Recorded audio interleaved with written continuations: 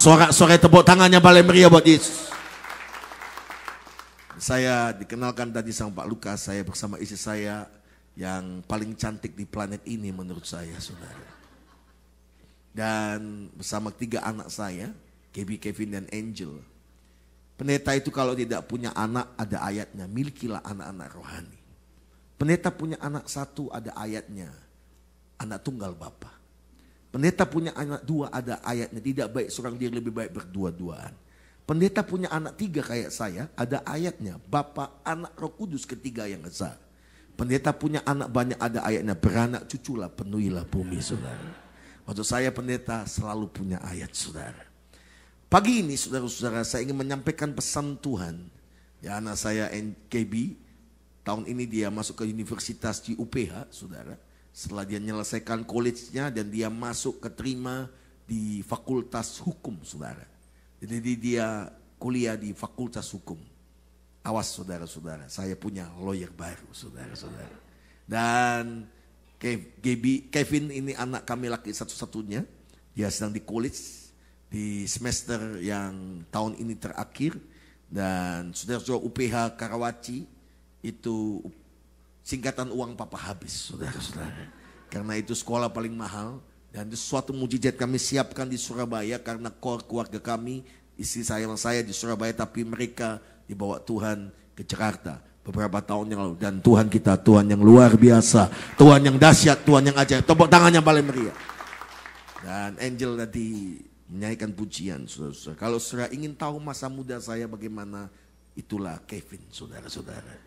Seganteng dia itu dulu saya ganteng, saudara-saudara. Tapi sekarang sudah tua, makin ganteng, saudara-saudara.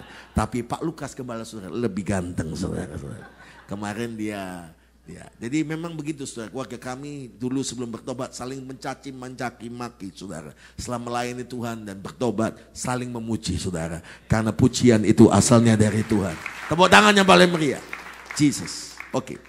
Mari kita akan belajar firman Tuhan cepat. Nanti Ibu Foni akan khotbah di bawah. Dia akan khotbah dalam bahasa Inggris, saudara-saudara. Saya belajar dalam bahasa Inggris, tapi tiap kali kami di Balikpapan dipercaya Tuhan mengembala. Tahun ini tahun ke-22 tahun. Kalimantan, saudara-saudara, memberi anugerah yang luar biasa. Dan 3 anak saya lahir di Kalimantan, saudara.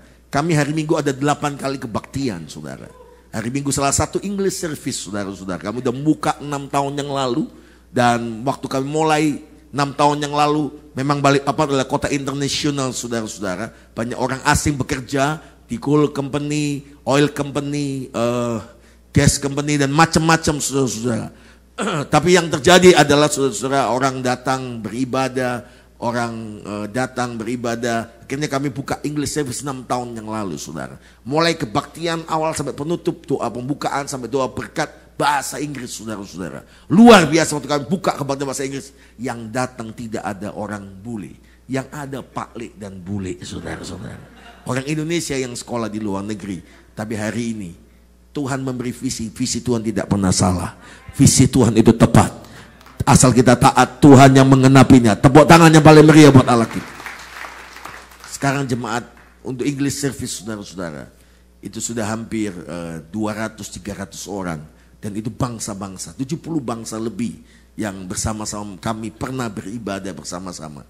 Saudara, saya punya assistant pastor untuk English service. Orang Belanda pernah, orang Amerika pernah, orang Singapura pernah. Luar biasa, saudara-saudara. Indonesia jadi berkat bagi bangsa-bangsa. Tepuk tangannya paling meriah buat Yesus Kristus. Tapi please, kalau saudara lihat khotbah kebaktian bahasa Inggris, sampai hari ini saya mengaku dosa buat saudara. Saya tiap kali di jadwal khotbah bahasa Inggris, perut saya mules, saudara-saudara. Karena preaching in English itu beda, saudara-saudara. Karena orang bisa ngomong bahasa Inggris belum tentu bisa preaching in English, saudara. Tapi kemarin pengurus sebelum saya berangkat ke state ini, ke Amerika, saudara-saudara, mereka nemuin saya dan berkata, Pak Gembala, Bapak harus khotbah. Kami lihat Bapak ke Inggris, kami lihat Bapak ke Australia, kami lihat Bapak ke bangsa-bangsaan, dan Bapak khotbah di sana, ke Korea. Tolong please Pak, tanggal 20 Juli, saudara, tolong bantu doa saya. Saya di jadwal mereka tidak boleh ganti jadwal, saudara-saudara. Harus khotbah dalam bahasa Inggris, saudara-saudara. Tolong Orang Philadelphia urapannya lancar, saudara. Jadi tolong please doakan saya supaya nanti tanggal 20 Juli saya khotbah bahasa Inggris lancar. Tapi saya udah dapat hikmatnya. Saya pernah coba, saudara, khotbah bahasa Inggris 5 menit, saudara. Dalam bahasa Inggris di kaca, saudara. Macet, saudara. Khotbah bahasa Inggris di kaca 7 menit, macet, saudara-saudara. Tuhan kasih hikmat buat saya. Bagaimana cara mengatasinya? Nyanyi, puji, sembah, hafal lagu-lagu bahasa Inggris. Oh, ngerti aku, saudara-saudara. Jadi saya khotbah 5 menit, 7 menit macet, nyanyi bahasa Inggris, saudara. Cari sambungan berikutnya, saudara-saudara. Urapan datang, sambungan berikutnya dapat, khotbah lagi, macet lagi, nyanyi lagi. Jadi kalau ada pendeta khotbah nyanyi, mungkin khotbahnya macet, saudara-saudara. Mungkin ya, jangan salah terjemahkan. Hari ini saya akan sharing buat Anda isi hati Tuhan di hari Minggu yang luar biasa ini. Siapa yang mau hidupnya berhasil? Siapa yang mau hidup saudara diberkati Tuhan? Siapa yang mau hidup saudara mengalami mujizat Tuhan yang luar biasa? Lambaikan tangan saudara, tepuk tangan yang paling meriah buat Yesus Kristus Tuhan. Saya tidak pernah mimpi dalam hidup saya akan jadi seorang pendeta, jadi seorang hamba Tuhan. Tuhan percayakan hari ini balik 6.000 jemaat, kalau sama cabang 10.000 jemaat. Saudara tahu itu sesuatu yang tidak mungkin dalam ukuran saya, sesuatu yang mustahil.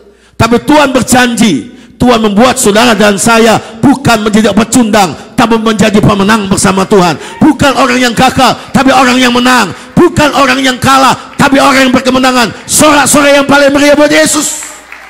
Yang percaya katakan amin. Yang setuju katakan amin. Nah, mari kita baca firman Tuhan. Tolong poin saya. Kita membuka bersama-sama 2 Korintus pasal yang keempat ayat 7 sampai ayat 9. Tolong saudara yang bawa Alkitab bahasa Indonesia, bisa dibuka Alkitab saudara. Saya suka membaca firman bersama-sama karena keluarga Kusuma itu suka membaca ayat bersama. Jadi kalau saudara ingat almarhum pendeta Henok Kusuma selalu suka membaca firman sama-sama. Karena Roma 10 ayat 11 berkata bahwa iman timbul dari mendengar firman Kristus. Yang percaya katakan amin. Jadi saudara yang tidak bawa Alkitab bisa buka, kalau di iPad saudara, iPhone saudara, di handphone saudara ada ayat suci Alkitab, bukalah. Kalau saudara tidak buka, tidak bawa dan tidak punya, bisa nebeng sebelahnya kata orang Jakarta. Kalau tidak punya, lihat ke layar LCD. Kalau masih tidak bisa baca, bertobatlah saudara. Gemes gua saudara-saudara. Ada orang Kristen saudara-saudara, guru sekolah minggu lagi saudara, khotbah begini. Anak-anak, Lazarus naik ke pohon menunggu Yesus di Yeriko. Anak sekolah minggunya ngomong begini, Bapak guru, salah itu Bapak guru. Guru tidak pernah salah, guru selalu benar. Belum selesai saya bicara, yang naik ke pohon ara itu Om Lazarus, bukan Om Sakeus, bukan Om Lazarus. Belum selesai saya ngomong, Yesus berkata, hai Lazarus turunlah, itu tempat Sakeus katanya saudara. Yang nggak ngerti ya sudah. Ada yang nggak ketawa saudara-saudara. Mungkin masih pikirannya di rumah. 2 Korintus pasal yang tolong buka 4 ayat 7 sampai 9. Mari kita baca sama-sama ayat ini dengan suara yang baik. 3 ayat ini. 1, 2, 3. Tetapi harta ini kami punyai dalam bejana tanah liat, supaya nyata bahwa kekuatan yang melimpah-limpah itu berasal dari Allah, bukan dari diri kami. Dalam segala hal kami ditindas, namun tidak terjepit. Kami habis akal, namun tidak putus asa. Kami dianiaya, namun tidak tinggalkan sendirian. Kami diempaskan, namun tidak binasa. Yang percaya firman Tuhan dan amin, sama-sama katakan amin. Yang berbahagia ada mendengar firman Tuhan, menyimpan dalam hatinya, lebih bahagia menjadi pelaku firman Tuhan. Saudara hidup bersama Tuhan. Tuhan tidak pernah janjikan jalan hidup saudara seperti di jalan tol, di highway. Tidak ada masalah, tidak ada tantangan. Mungkin saudara berkata, kenapa masalah satu belum selesai, datang masalah yang lain. Persoalan yang satu belum selesai, datang persoalan yang lain. Rasul Paulus seorang great apostol, rasul yang maha besar kalau saya katakan dalam perjanjian baru. Dia seorang yang asalnya pembunuh orang Kristen, benci Yesus, bahkan membunuh setiap orang Kristen. Satu kali dalam perjalanannya di Damsyik, Yesus menemui dia, Yesus menjamah dia dan berkata, Saulus, Saulus, mengapa engkau aniaya aku? Kalau Anda baca dalam teks asli Alkitab, Anda akan tahu dia menggunakan kuda dengan kecepatan yang tinggi dari Yerusalem menuju ke Damsyik. Dan apa yang terjadi? Di tengah jalan waktu dia lihat sikinah glory, sinar kemuliaan Allah, dia terlempar dan jadi buta, saudara. Anda harus mengerti, Anda harus tahu kenapa Tuhan buat Saulus jadi buta. Dia orang Yahudi, dia seorang pemimpin imam, dia seorang yang punya kuasa. Dan kalau Anda baca kitab Imamat, seorang Yahudi, kalau dia kedapatan cacat, buta, maka dia dianggap sampah masyarakat. Tuhan mau katakan, sehebat kamu Saulus, seluar biasa kamu Saulus, kalau aku adalah Tuhan yang lebih berkuasa atas segala sesuatu, aku bekerja dan kau jadi buta, engkau tidak bisa buat apa-apa. Dan dia dengar suara itu berkata, Saulus, Saulus, mengapa engkau aniaya aku? Saulus, Saulus, mengapa engkau membunuh aku? Dalam terjemahan aslinya, dia bertanya, siapa engkau? Akulah Yesus. Sejak hari itu, orang yang berjumpa dengan Yesus, hidupnya pasti berubah. Tepuk tangan yang paling meriah betul. Setelah dia ikut Yesus, dia menjadi seorang rasul yang besar. Dan dipakai Tuhan luar biasa. Tantangan tidak pernah tidak dia lewati. Bahkan Alkitab berkata beberapa kali dia kapal karam. Dia dipatuk ular. Bahkan dia pernah dirajam batu dengan puluhan orang. Dan didapati seolah-olah dia hampir mati. Semua orang itu pergi. Dan akhirnya dia bangun kembali. Dan dia pernah alami dipukuli di Filipi dengan Silas. Dan disiksa. Anda tahu siksaan tentara Romawi, siksaan yang biadab. Dan dimasukkan penjara paling bawah. Tetapi kenapa dia menjadi seorang yang selalu berkemenangan? Dari seorang yang membenci Yesus menjadi seorang pengikut Yesus. Bukan menjadi pengikut Yesus, dia siap dianiaya, bahkan komitmen. Berarti bayar harga untuk Tuhan. Dia tidak mau sangkali Yesusnya. Sampai akhir hayatnya. Sejarah gereja mencatat, Saulus yang menjadi Paulus, dia mati syahid untuk Tuhan. Dengan posisi kepala dipenggal oleh Kaisar Nero. Anda harus tahu Kaisar Nero adalah kaisar yang paling kejam. Kaisar Nero adalah kaisar yang pernah membunuh 3 rasul sebetulnya. Petrus, Paulus, dan Yohanes. Petrus digantung dengan kaki di atas disalib, kepala di bawah. Sampai darahnya itu tercurah habis. Dan tubuhnya kering, saudara. Yohanes digoreng di sebuah tembikar yang diberi minyak yang besar sekali. Dan orang yang ngangkatnya itu mati, saudara, kepanasan. Tetapi aneh, hanya satu murid namanya Yohanes dibunuh berkali-kali tidak pernah mati. Karena ternyata Tuhan punya rencana. Dia satu-satunya yang tidak mati syahid, tapi mati tua. Yaitu menulis kitab Wahyu. Anda tahu, Tuhan itu punya rencana. Dan rencana bukan rencana yang biasa. Rencana atas kita adalah rencana yang luar biasa dan dahsyat. Kaisar Nero adalah kaisar yang terkejam. Bahkan sejarah mencatat, Nero pernah bunuh istrinya sendiri. Dan potong-potong istrinya. Dan dimakan dagingnya. Dan jantungnya oleh Nero. Makanya meskipun Nero kaisar yang besar, gak pernah ada orang di dunia ini kasih nama anaknya Nero.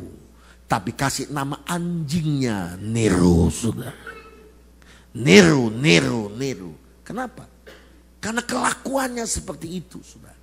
Karena perbuatannya biadab, saudara. Anda harus mengerti, hidup ini singkat. Hidup ini perjuangan. Nanti malam kebaktian jam 6, saudara bisa datang kembali. Saya akan sharing, saudara, tentang heaven is so real. Surga itu nyata. Dan kata surga bukan sebuah cerita. Tapi saya kasih tunjuk bukti Alkitabiah. Dan saya akan punya beberapa video nyata, otentik. Ada seorang anak gadis yang meninggal di sebuah apartemen, dan orang berkata, mana buktinya? Orang meninggal selesai. Tidak ada itu namanya surga, kehidupan di balik kematian atau neraka. Nanti malam jam 6 di tempat ini, datanglah, hadirilah. Kok nggak ada yang tepuk tangan, saudara-saudara? Karena jarang ketemu makhluk seperti ini, saudara. Anda harus lihat. Nanti saya akan kasih tunjuk bagaimana video-video orang yang mati dan bangkit diwawancara, dibawa ke surga. Orangnya boleh beda, tapi firman Tuhan bukan suatu dongeng tentang surga. Firman Tuhan itu berkata surga itu nyata, surga itu ada. Ternyata orangnya berbeda. Saya pernah ketemu seorang namanya Bojem. Nanti malam saya akan sharing. Mati 8 jam di Surabaya dan hidup kembali, saudara. Bisa bayangkan orang mati dalam peti tiba-tiba hidup kembali. Itu satu penghiburan malam itu. Berdiri gerak, kabur bersama-sama, saudara. Dan Bojem masih hidup sampai hari ini. Nanti malam saya akan cerita. Karena waktu terbatas, to be continue. Mari kita bangkit berdiri. Enggak, saya lanjut, saudara-saudara. Paulus memberikan rahasia. Kenapa dia jadi orang Kristen yang berkemenangan? Menjadi orang percaya, menjadi rasul yang hebat. 2 Korintus pasal yang tadi yang kita baca, tolong ayat itu kita munculkan kembali. Pasal 4 ayat 7. Harta ini kami punya dalam bejana tanah liat. Anda harus tahu Anda bejana tanah liat. Kenapa Tuhan bentuk kita dari tanah dan debu? Bukan dari besi, Fe. Bukan dari uranium, titanium. Bukan enak, saudara. Kalau Anda dari uranium, titanium kan kayak baja hitam, saudara-saudara. Dan macam-macam, ting, gitu, saudara. Yang nggak ngerti ya sudah, saudara-saudara. Tapi Tuhan membentuk kita dari bejana tanah liat. Artinya sehebat Anda, sekaya Anda hanya bejana tanah liat. Yang hebat bukan bejananya, yang hebat bukan yang di luar. Tapi yang luar biasa adalah harta yang di dalam bejana tanah liat yang tidak ada apa-apanya. Anda dan saya menjadi luar biasa. Karena Alkitab berkata dengan supaya nyata bahwa kekuatan yang melimpah-limpah itu berasal dari Allah. Bukan dari diri kami. Saya percaya saudara dan saya hidup only by grace. Semua karena kasih karunia dan anugerah. Lambaikan tangan saudara. Tepuk tangan yang paling meriah buat Yesus Kristus Tuhan. Tepuk tangan lebih meriah lagi bagi Yesus. Akibat kalau kau mengalami itu, dalam segala hal kami ditindas, namun tidak terjepit. Wow, dahsyat. Kami habis akal, namun tidak putus asa. Kami dianiaya, namun tidak tinggalkan sendirian. Yang luar biasa dihempaskan, namun tidak binasa. Kenapa? Karena ada kuasa Tuhan. Karena ada Roh Kudus di dalam bejana yang luar biasa itu. Yang percaya katakan amin. Bapak Ibu sekalian kasih Tuhan. Mungkin Anda menatap saya dan berkata, Pak Samuel Kusuma nggak tahu. Udah Pak, suami saya Pak. Kalau di gereja angkat tangan sembah, haleluya, haleluya. Surga miliknya, yang lain kos. Keluar gereja dia lupa Pak. Di rumah halilintar Pak. Ada suami istri konflik keluarga. Saya mau kasih tahu. Rumah tangga itu ada konfliknya. Rumah tangga itu ada selisih pendapatnya. Tetapi Alkitab mengajarkan. Engkau boleh lagi 2. Tapi engkau 1. Artinya konflik boleh datang. Selisih boleh, pendapat boleh datang. Cek. Bingung yang menerjemahkan itu saudara-saudara. Boleh ada. Tapi Anda harus tahu Anda satu. Yesus yang mempersatukan. Artinya tidak ada masalah yang tidak bisa diselesaikan bersama Tuhan. Semua kesulitan, semua selisih pendapat bisa diselesaikan bersama Tuhan. Karena Dia adalah sumber jawaban. Saya mau beri sebuah ilustrasi. Tolong poin saya. Jarang sekali pendeta kasih ilustrasi ini. Masak, memasak. Banyak pendeta kasih ilustrasi bukan masak, tapi yang lain. Jangan khawatir saudara-saudara, saya jago masak. Masak air, masak nasi, telur ceplok saudara, dan Indomie seleraku. Karena banyak orang sudah tidak bisa nyanyi makan Indomie seleraku saudara, tapi seleramu. Tolong, ada wortel, telur dan biji kopi. Next. Taruhlah 3 poci berisi air di atas perapian. Tadi ada apa? Telur, wortel, biji kopi. Semua ngomong, telur, wortel, biji kopi.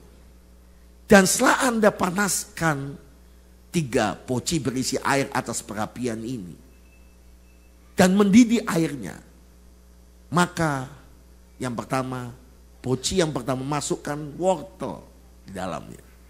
Poci yang kedua, masukkan beberapa butir telur ayam. Poci yang ketiga, masukkan beberapa biji kopi yang telah dihaluskan. Biarkan, rebuslah selama 15 menit. Anda akan lihat hasil bedanya. Setelah direbus 15 menit, kontradiksi terjadi. Keadaan yang bertolak belakang terjadi. Apa yang terjadi? Wortel yang tadinya keras, sekarang jadi lunak. Aneh kan? Cuma sebuah proses. Direbus 15 menit. Wortel menjadi lunak. Wortel menjadi tidak lagi kuat. Wortel menjadi lemah. Kemudian telur yang jadi lunak di dalamnya sekarang jadi keras. Berubah karena sebuah proses.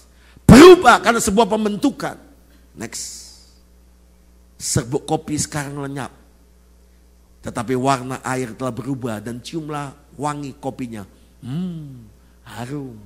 Saya tahu di sini banyak yang suka kopi, saudara-saudara. Apalagi sekarang terkenal kopi luwak. Ya kan? Anda tahu di Eropa 1 gram kopi luwak, teman saya eksportirnya, itu harganya 1 euro. Dia ekspor tiap bulan itu 10 ton lebih. 10 ton itu kurang lebih 100.000 kilogram. Kali 1 gram, 1 kilo 100 gram. Hitunglah, bingung kan?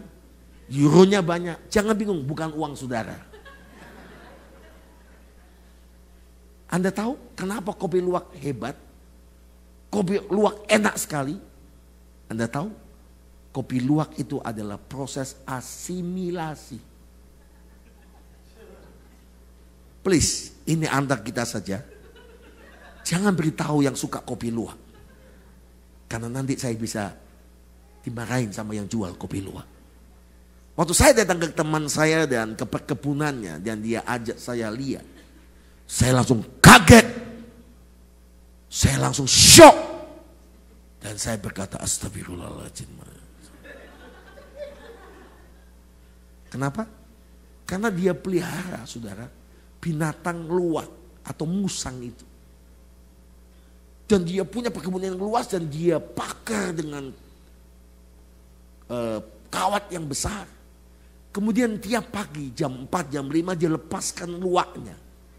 Dan luwak atau musang itu akan pergi ke pohon-pohon kopi yang berbuah lebat. Dan akhirnya dia makan dan ambil biji-biji yang paling manis di tiap tandan itu. Dia ambil, dia makan. Dia makan kan biji kopi itu kan, buah kopi itu seperti ini. Bijinya di dalamnya, luarnya itu manis sekali. Jadi dia makan saudara-saudara. Dan dia kembali ke kandangnya. Maka terjadi proses asimilasi, saudara-saudara. Yang gak ngerti ya sudah, saudara-saudara. Apa? Itu loh, melakukan proses pembuangan sampah. Botani, alami. Saudara tahu? Ternyata kopi-kopi itu, biji kopi itu tidak bisa dihancurkan di lambung daripada luwak itu atau musang itu. Maka dia tetap keras. Maka petugas-petugas ambil sisa-sisa ekspor luwak itu. Dan dia ambil bijinya dan cuci bersih. Maka biji-biji itu digiling jadi kopi yang paling enak. Dan diekspor ke seluruh dunia.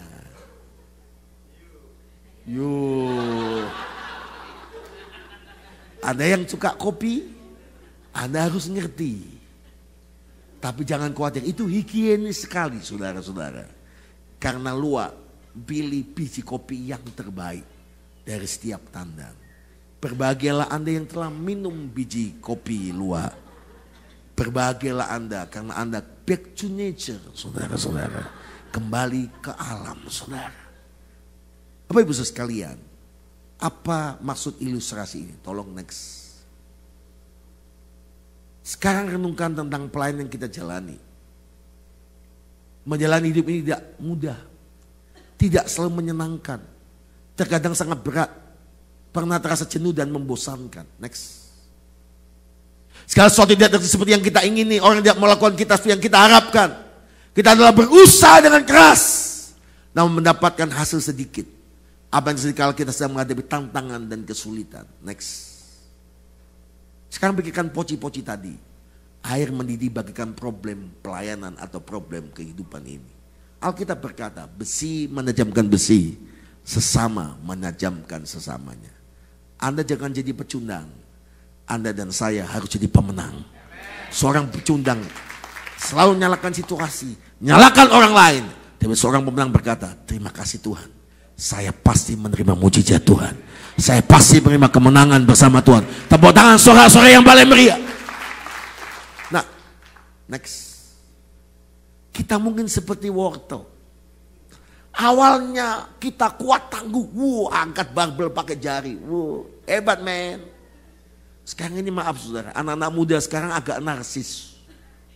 Status BB-nya lapar.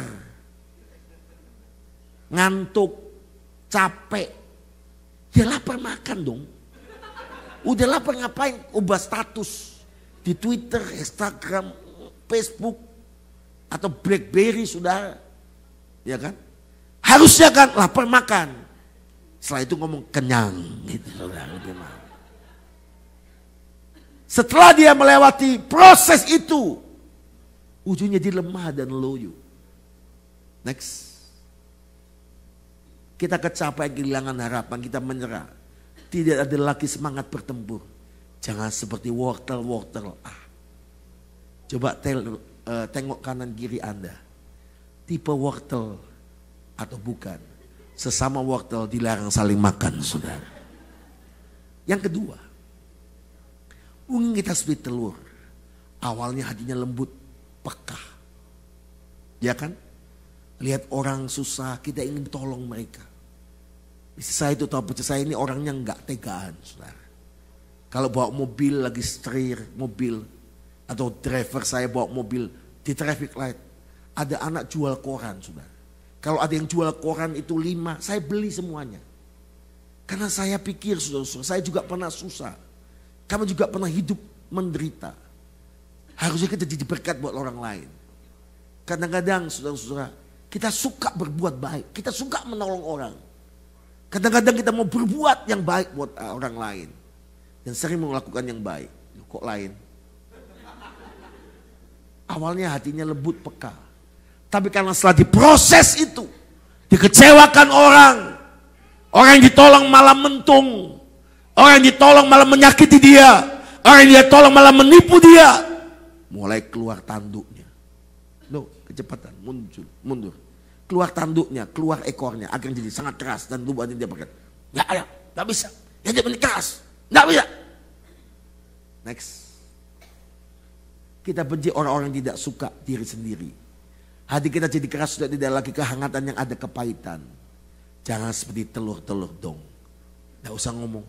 Tengok lagi kanan kiri Anda. Sesama telur dilarang saling menggoreng, saudara-saudara. Next. Apakah ada model keadaan kita yang lain? Mari kita lihat sekarang. Kita bisa jadi seperti biji kopi. Air, tantangan, kesulitan tidak mengubah serbuk kopinya, tapi serbuk kopilah yang mengubah airnya. Amin. Amin. Next. Air panas selama berbeda karena serbuk kopi. Lihatlah, hiruplah wanginya, minumlah, sedap. Semakin panas airnya, semakin enak rasanya. Tepuk tangan yang paling meriah buat Yesus Kristus. Anda adalah garam dan terang dunia. Artinya Anda bisa mengubah situasi yang tawar menjadi situasi yang tepat, berubah. Situasi yang gelap akan menjadi terang karena hidup Anda. Karena ada bejana tanah liat, di dalammu ada harta yang melimpah. Roh Kudus yang luar biasa, Yesus yang luar biasa. Tepuk tangan yang paling meriah buat Tuhan. Next. Apa pelajaran kita ambil dari biji kopi? Prinsip 1 dari 2 Korintus pasal 4 tadi ayat 7 sampai 9. Saya sebutkan 2 poin. 1, hiduplah dengan iman. Semua katakan sama-sama, hiduplah dengan iman. Kalau Anda mau menang, kalau Anda mau jadi orang yang berhasil, jangan hidup dengan situasi. Jangan hidup dari kata orang. Jangan hidup kata lingkungan. Hiduplah dengan iman. Bahwa kekuatan yang melimpah-limpah itu berasal dari Allah. Karena orang benar hidup karena iman. Anda dan saya harus melangkah hidup karena iman. Saya percaya pagi ini semua pasti pulang dengan kemenangan. Semua pulang dengan mujizat. Semua pulang dengan kesembuhan. Semua pulang dengan perkara ajaib. Iman itu bukan karena melihat. Iman itu percaya sebelum menerima. Yang percaya katakan amin. Saya nanti 22 September, saya menikah 23 tahun bersama istri saya. Tahun kelima kami baru dapat anak yang pertama. Anda harus tahu, tidak mudah 5 tahun belum dapat anak, saudara. Oh, ada kabar sukacita, saudara. Ada jemaat yang di Philadelphia dulu sudah pindah ke Balikpapan jadi jemaat kami. Hebat saudara-saudara. Padahal Balikpapan Philadelphia itu jauh. Tetapi kalau nggak kena adiknya, kena kokonya, saudara-saudara. Jadi jemaatnya, namanya Sugi dan Ria. Anda pasti tahu. Coba lihat BB-nya dia. Itu keluarga ini udah nikah sekian tahun nggak punya anak. Dan secara medis tidak mungkin punya anak. Tapi saya berkata dengan iman, Tuhan akan membuat mujizat. Itu 2 tahun yang lalu. Tahun depan kamu akan punya anak. Tahun depan kamu akan punya anak. Tahun depan kamu punya anak. Istrimu hamil. Apa yang dia lakukan? Dia tumpang tangan istrinya, perutnya. Dalam nama Yesus, istriku hamil. Dalam nama Yesus, saya subur. Dalam nama Yesus hamil, subur. Hamil, subur. Begitu subur, belendung saudara-saudara. Anda ngerti maksud saya? Nggak ngerti ya sudah, saudara. Akhirnya lahirlah seorang anak perempuan. Cantik. Dan luar biasa. Persis Sugi. Jadi asli loh. Anda tahu? Dokter ngomong ini sebuah mujizat. Kenapa? Karena secara medis itu tidak mungkin. Tapi Tuhan bisa membuat yang tidak mungkin menjadi mungkin kuasa. Saya share sebelum saya dapat anak saya 3 orang. 5 tahun kami baru dapat Gaby, saudara. Gabriela. Tapi yang aneh, tahun pertama ditanya papa mama, Samuel kapan punya anak? Tahun depan. Tahun yang kedua ditanya, kapan punya anak? Tahun depan. Di tahun ketiga, kapan punya anak? Iya, kapan ya? Saya cek ke dokter.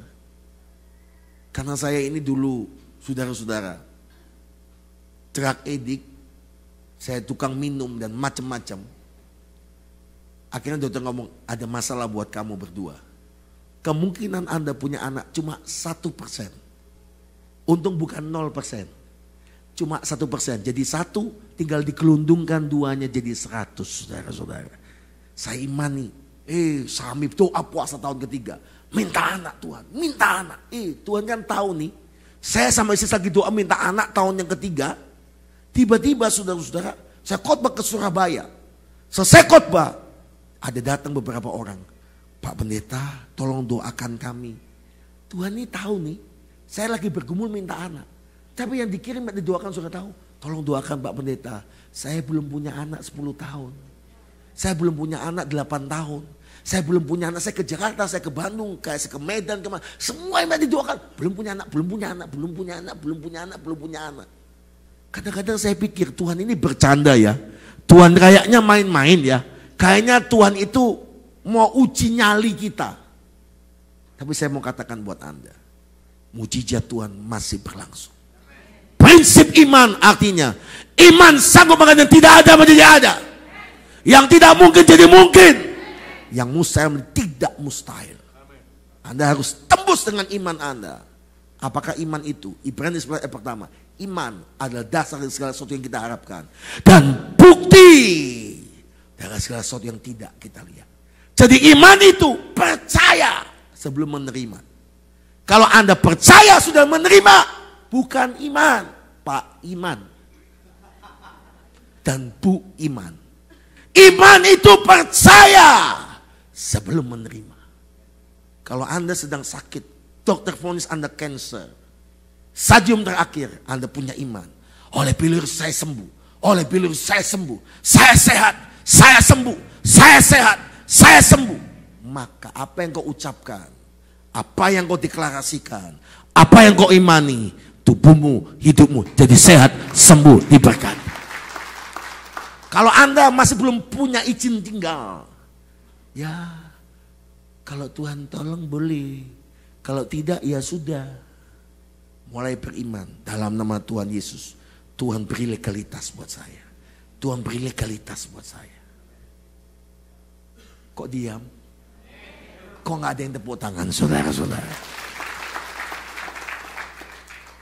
Nah, tapi waktu orang-orang datang dan saya mulai berdoa buat mereka, untungnya satu persatu tidak ada yang tanya, Bapak Pendeta, Ibu Pendeta punya anak berapa? Syukur alhamdulillah, saudara-saudara. Tidak ada yang tanya. Tapi saya doakan, Bapak Ibu jangankan 10 tahun, 15 tahun. Saya mau kasih tahu, ada emak-emak sama engkong-engkong. Namanya engkong Bram sama emak Sarah. Pernah lihat nenek-nenek 90 tahun hamil? Kalau sekarang ada AI 70 tahun hamil.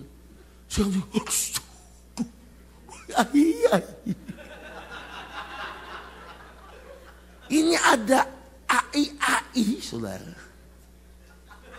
90 tahun lebih hamil. Bahkan Alkitab ngomong Abraham telah mati pucuk, Sarah telah mati rahimnya. Tuhan bisa membuat ini tidak mungkin menjadi mungkin. Saya ngomong begitu, akhirnya mereka bangkit imannya dan berkata, jangan kamu 10 tahun, jangan kamu yang 15 tahun. Yang tidak mungkin Tuhan bisa buat mungkin. Waktu saya khotbah pasti dapat. Pasti dapat. Wah, mereka nangis. Saya sambil khotbah diri saya sendiri. Saya juga. Itu iman. Iman itu percaya akan firman Tuhan. Lebih daripada kenyataan. Lebih daripada apapun. Kalau engkau mau jadi orang yang berkemenangan, engkau jadi orang yang berhasil. Jangan jadi orang biasa. Jadi orang yang hidup karena iman. Artinya tiap langkahmu iman. Tiap langkahmu iman. Tiap langkahmu iman. Tiap langkahmu iman. Sorak-sorai paling meriah buat Yesus. Haleluya. Dan tepat tahun kelima, istri saya melahirkan seorang anak perempuan. Kami beri nama Gabriela, yang artinya adalah the messengers, malaikat membawa kabar sukacita. Tidak cukup satu, Tuhan kasih dua. Tidak cukup dua, Tuhan kasih tiga. Anda tahu? 5 tahun yang lalu saya baru tahu. Sebetulnya saya sama istri tidak mungkin bisa punya anak satupun secara medis.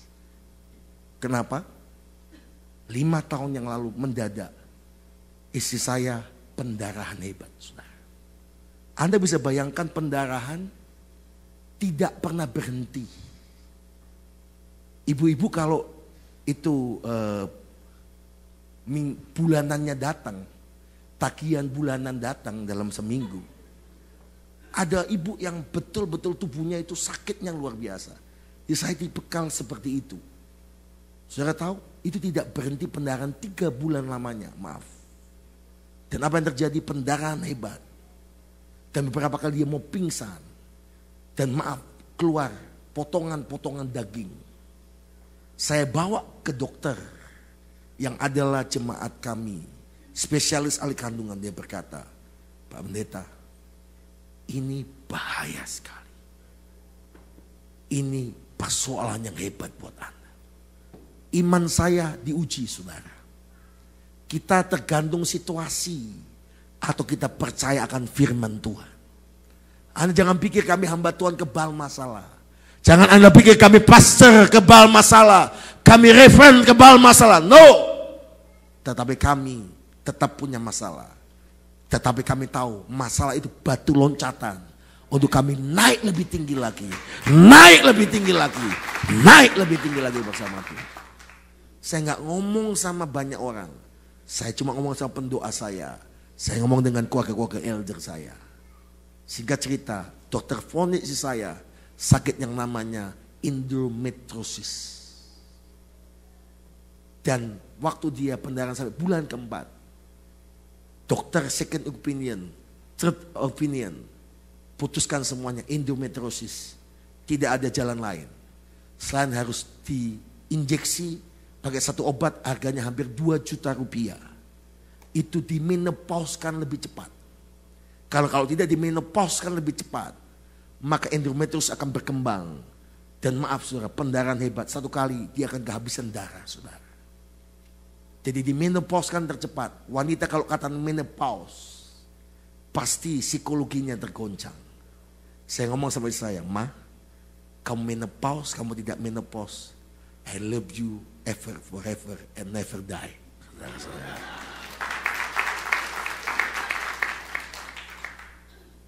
Akhirnya kami putuskan injeksi. Sekali injeksi hampir 2 juta. Setelah diinjeksi dengan obat yang namanya tapros itu saudara.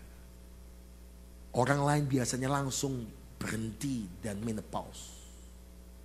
Istri saya sampai diinjeksi 6 seri. Bukan stop, malah pendarahan lebih besar lagi. Anda lihat, kami harus pergi melayani KKR ke sebuah. Kami harus pergi khotbah di mimbar. Tapi saya tetap percaya Tuhanku, Tuhan yang luar biasa. Imanku akan membuat yang tidak mungkin jadi mungkin. 8 bulan kemudian, saya bisa bayangkan 8 bulan pendarahan tanpa berhenti. Itu mengerikan sekali. Tahu saudara, tiba-tiba seorang pengerja kami putuskan harus ke Singapura. Bukan dokter Singapurnya yang hebat, tapi Tuhan yang hebat. Amin. Akhirnya dipaksa saya sama istri pergi ke Singapura. Ada profesor ahli kandungan anak Tuhan. Orang gereja Metodis. Dia punya alat lebih canggih, bukan cuma USG biasa, tapi USG 3 dimensi. Saya di USG 3 dimensi dia ngomong begini. Profesor itu menatap saya tajam. Saya tidak bisa lupa di meja praktek dia. Pastor, do you have child? Saya, yes. How many? 1? No. 2? No. 3? Yes. Dia shock saudara. It's a big miracle. Ini mujizat yang luar biasa. Saya tanya, what happened? Apa yang terjadi? Anda tahu? Istri Anda ini kenapa pendarahan tidak bisa berhenti pada usianya ini? Karena dia adalah 1 dari 1 juta wanita di dunia. Dia secara genetis kandungannya terbalik. Anda tahu? Kalau Anda bisa punya anak 1 saja itu sebuah mujizat. Karena tidak pernah pasien saya yang punya kasus seperti istri Anda yang kandungannya terbalik. Terjadi pembuahan, pasti gugur. Jadi pembuahan, pasti gugur. Jadi pembuahan, pasti gugur. Tapi kalau Anda bisa dapat anak sampai 3 orang. Dari kandungan istri Anda tanpa bayi tabung. Atau tanpa proses di luar kandungan. Itu sebuah mujizat yang luar biasa. Di meja itu saya nangis. Karena saya bisa punya anak permata-permata hati kami adalah sebuah mujizat. Dan Anda tahu saudara, persoalan yang kedua juga datang. Dan dokter ngomong begini, karena itu kandungannya terbalik. Dan dia ternyata tiap bulan itu tidak bersih, maka terjadi penumpukan. Dan penumpukan jadi sebuah mungkin kanker kandungan yang sangat stadium yang gawat. No choice. Kami harus biopsi, ambil sampelnya. Kalau memang kanker, segera operasi, angkat kandungan. Istri saya pucat, tapi saya pegang tangan istri saya. Ma, tidak usah khawatir. Iman kita berkata, tidak akan kena pisau operasi kandunganmu. Kamu akan sembuh. Kamu akan sembuh. Saya melangkah dengan iman, saudara. Pulang dari dokter itu, karena dia akan ambil biopsi sorenya, itu siang. Jadi saya langsung pucat. Langsung dia depresi, saudara. Tapi saya peluk dia, saya berkata, Tuhan sudah menolong kita yang lalu. Tuhan pasti tetap menolong kita Ebenezer sampai hari ini. Tuhan akan menolong kita sampai Immanuel kapan. Kami doa, kami mencipta, kami doa, kami mencipta, kami doa, kami mencipta. Sore jam 5, saya antar istri saya ke rumah sakit. Dokter sudah siap sama stafnya, dia dibiopsi. Hasil biopsi ditaruh sebuah tabung begini, dari kaca. Itu hitam pekat. Dan dokter lihat bisa dengan wajah dokternya, saya tahu dia. Dia cuma ngomong gini, still pray pastor. Still pray pastor. Saya pegang katakan, ini bukan cancer. Saya sehat. Saya sehat. Dan profesor itu ngomong begini, kamu udah lihat, kalau dia seperti ini pasti cancer yang gawat sekali. Tapi saya katakan tidak. Begituan tidak ada perkara yang mustahil. Harusnya proses 3 hari. Besoknya kami dipercepat. Semalam aja saya gak bisa tidur, saudara. Dia menggigil luar biasa. Bapak-bapak, kalau istrimu lagi menggigil, please, peluk dia. Kuatkan dia. Amen. Amen. Dan yang luar biasa, saudara. Besoknya, laki istri saya pakai jaket. Saudara bayangkan pakai baju dalam, pakai baju luar, jaketnya lapis 3, jadi 5 rangkap. Masih menggigil, saudara. Akhirnya saya ngomong, Ma, daripada kamu menggigil, kita keluar jalan. Di Orchard Road kita lagi jalan. Tiba-tiba telepon istri saya bunyi, nomor dari rumah sakit. Dia gak berani angkat. Karena pikirannya berkata, iblis menuduh, ini pasti cancer. Ini pasti penyakit yang gawat. Saya angkat, ngomong, saya angkat. Halo? Halo? Pastor Samuel? Ya. Kebetulan yang telepon susternya orang Malaysia. Jadi cakap Melayu, Melayu kono, Melayu kini.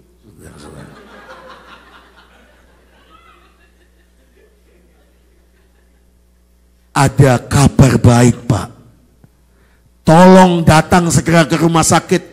Profesor menunggu Anda sekarang. Saya langsung lari sama istri saya ke rumah sakit itu. Dan di rumah sakit itu, profesor itu bukan duduk. Tapi dia berdiri, dia peluk saya dan istri. Mujizat terjadi. Istrimu tidak ada kanker sedikit pun. Istrimu sehat, istrimu sehat, istrimu sembuh. Sudah tahu? Dia cuma dibersihkan saja kandungannya. Kami pulang dengan sukacita. Sampai hari ini kami pergi melayani Tuhan.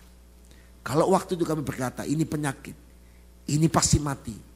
Maka hidup dan mati dikuasai lidah. Siapa suka mengemakannya, memakan buahnya. Masa kritis gunakan kata iman. Mata kritis gunakan kata firman. Akan mencipta yang tidak ada menjadi ada. Amin. Yang kedua, ini penting. Cepat saja. Next, terus. Next. Terus, oke. Yang kedua, tolong dibantu. Yang kedua adalah prinsip kreativitas. Allah adalah sumber kreativitas. Jadi kalau Anda orang Kristen, kalau Anda punya Yesus yang luar biasa, punya Roh Kudus yang luar biasa, maaf, Anda malas, Anda rugi besar. Maaf, saya ngomong terus terang. Anda harus jadi orang yang kreatif. Anda harus punya potensi-potensi yang besar. Yang percaya katakan amin. Karena dikatakan, apa kata kreativitas? Kreativitas adalah berkaitan dengan pengembangan inovasi. Inovasi muncul dari berpikiran tidak konvensional itu saja. Jika saudara selalu diperhadapkan dengan hasil yang buruk dari cara yang dilakukan, maka mulai berpikir secara berbeda. Lakukan dengan cara yang berbeda. Next. Coba lihat visualisasi tentang kreativitas. Cepat saja. Langsung. Tahu Microsoft Office? Dulu kita pakai mesin ketik begini. Karena seorang yang namanya Bill Gates punya mimpi dia akan menggabungkan mesin ketik yang seperti ini dan televisi, maka muncullah dia bermimpi next. Yaitu lewat Microsoft itu muncul dari seorang yang drop out dari Harvard University namanya Bill Gates. Dia buat perusahaan Microsoft dan dia bermimpi dan mimpinya di kenyataan sekarang. Semua orang tinggalkan mesin ketik begitu. Semua orang gunakan yaitu komputer, PC, next, dan laptop. Coba lihat kreativitas para pengguna laptop. Ini kan laptop sekarang, bukan laptop. Orang Madura tidak bisa ngomong laptop, saudara. Laptop, saudara. Coba lihat gambar ini. Kreatif ya.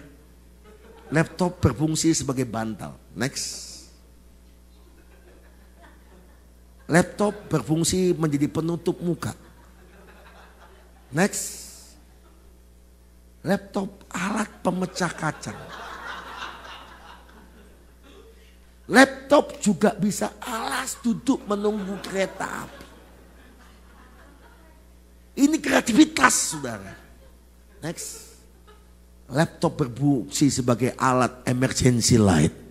Karena Indonesia sering lampu PLN mati. Jadi ini berfungsi, saudara. Next.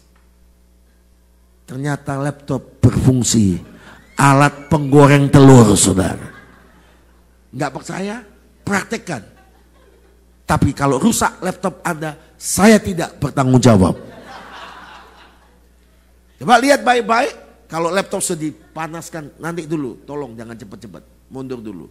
Sudah dipanaskan semalaman, dicas, dan Anda tergesa-gesa mau berangkat kerja, gak sempat, gas habis, tidak bisa sempat bakar goreng telur. Ingat, lakukan ini. Pasti telurnya matang, laptop rusak, tidak tanggung jawab. Berikut ini kreativitas pengguna laptop, jangan ditiru. Next. Bisa untuk main tenis meja. Next. Bisa untuk angkat sampah. Bahasa Surabaya Ibraninya cekro, saudara-saudara. Next. Yang terjemahkan bingung apa itu? Kandang burung. Next. Jangan ditiru. Alat melampiaskan kemarahan, saudara. Next. Kreativitas Mr. Honda, tahu kan? Soichiro Honda akhirnya dia bangun perusahaan Honda dan dia punya mimpi menggabungkan mobil dan motor. Akhirnya muncul ini Mr. Honda, sepeda motor. Next. Wow, sekarang tadi mundur dulu. Sekarang di Indonesia kalau Anda pulang ke Indonesia Anda pasti tidak berani nyetir. Saya jamin Anda pasti tidak menyetir karena apa? Orang punya uang 500 ribu. 500 ribu itu berapa? $50. Bisa ambil kredit motor sekarang. Saudara lihat di jalan-jalan penuh dengan Honda.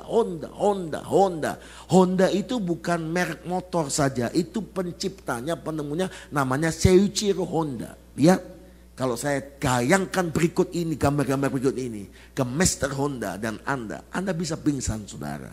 Karena ternyata pengguna Honda jauh kreatif daripada Mr. Soichiro Honda. Next. Honda membawa ayam dan bebek sekaligus. Next. Honda membawa ratusan telur sekali angkut. Saya bawa banyak misionari, pendeta-pendeta dari luar negeri ke Indonesia, dia lihat begini, amazing, amazing, amazing, amazing, wholesome, wholesome katanya saudara-saudara. Karena mereka nggak pernah lihat kayak begini saudara-saudara. Satu kali saya ajak makan onde-onde saudara. Itu dia lihat, is handmade, iya. Dari apa? Wijen. Dia ngomong, iya wijen. Wow, dia ngomong, wholesome, amazing. Dia nggak berani makan undi-undi saudara. Karena dia pikir itu wijennya dipasang satu-satu.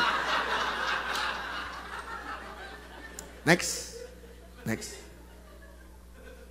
Wow, Honda membawa puluhan babi ke pasar sekali jalan. Wow, hidungnya muncul saudara. Next. Honda mau mengangkut ikan pari yang panjang loh. Next. Honda mengangkut puluhan ikat sayur ke pasar. Ini Indonesia, saudara. Penuh dengan mujizat, saudara-saudara. Next. Honda mau mengangkut langsung tangkai bunga sekaligus sama isi penjual. Bunganya nyengir pula, saudara-saudara. Next. Wow. Berikutnya lagi. Kreatif sekali. Next. Lihat. Dan akhirnya. Next. Ini kreativitas yang dunia, kelas dunia. Sekarang mobil terbang ada. Terabugia. Harganya murah sekali. Harganya murah sekali. Anda bisa beli. Kalau di Amerika, di Eropa, bagus. Di Indonesia, Anda harus tahu. Tiang listrik. Kabel listrik di atas. Indonesia mau beli ini bahaya saudara. Begitu take off nyangkut di tiang listrik saudara. Kendul begitu saudara. Next. Itu bisa masuk garasi. Next. Kalau perlu gisulinnya perlu ke pompa bensin biasa. Next. Apa yang kita ambil dari orang kreatif tersebut? Prinsip hidup dengan kreativitas. Kesimpulan, Allah adalah sumber iman dan Allah sumber kreativitas. Mari hari ini jadi orang yang kreativitas, punya iman yang dahsyat, hidupmu diberkati, hidupmu berkemenangan. Tepuk tangan yang paling meriah buat Tuhan. Kita mungkin berdiri sama-sama. Kita datang kepada Tuhan. Haleluya.